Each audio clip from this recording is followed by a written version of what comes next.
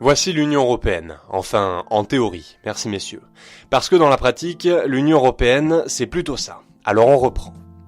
Voici la vraie Union européenne, celle que nous connaissons aujourd'hui à quelques heures d'élections capitales. Dans certains pays, elles ont peut-être déjà eu lieu.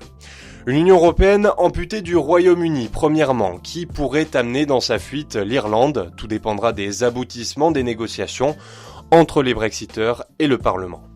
Une Union européenne qui voit sa locomotive, le tandem France-Allemagne, se disputer. La chancelière allemande, Angela Merkel, ayant affirmé avoir avec le président français Emmanuel Macron quelques différences de mentalité et une relation conflictuelle. Une Union européenne qui voit aussi se lever nombre de voix plus que méfiantes à son égard, celles des nationalistes, des populistes, des patriotes, peu importe la manière dont on aime à les appeler. Il y a Viktor Orban en Hongrie, Matteo Salvini en Italie et bien sûr Marine Le Pen ici en France avec 22% des intentions de vote. Soutenus par leurs homologues espagnols de Vox, ceux polonais de Droit et Justice ou par les vrais Finlandais en Finlande, ils ont pour mission de transformer l'Union européenne, la transformer en Europe des nations. L'Europe des nations qui, somme toute, consisterait à fermer les frontières nationales, migratoires mais aussi économiques, en gardant l'euro tout de même.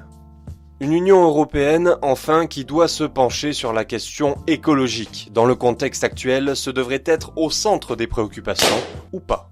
Certes, l'Union européenne poursuit de nombreux projets pour l'environnement. On peut retenir par exemple le réseau Natura 2000 qui répertorie des milliers de zones abritant de la faune et de la flore à grand intérêt patrimonial et les défend, ou encore le programme Life Climat, 25 ans d'existence, qui, avec ses 430 millions de budget annuel, finance les initiatives pour l'environnement.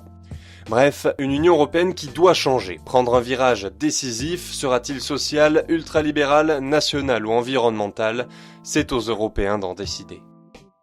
Tant d'enjeux pour ces élections 2019, mais aussi 60% d'abstention en perspective, en France en tout cas, 34 listes, on s'excuse, on ne fera pas 34 dessins, tant d'idées différentes, mais sont-elles audibles? France Info expliquait il y a quelques jours qu'il n'y avait pas assez de panneaux publicitaires dans certaines petites villes pour accrocher toutes les affiches, et un débat à 34 sur un plateau télé, vous auriez peut-être aimé le voir, pour l'effort technique de les placer tous, vous n'auriez sans doute pas aimé le suivre.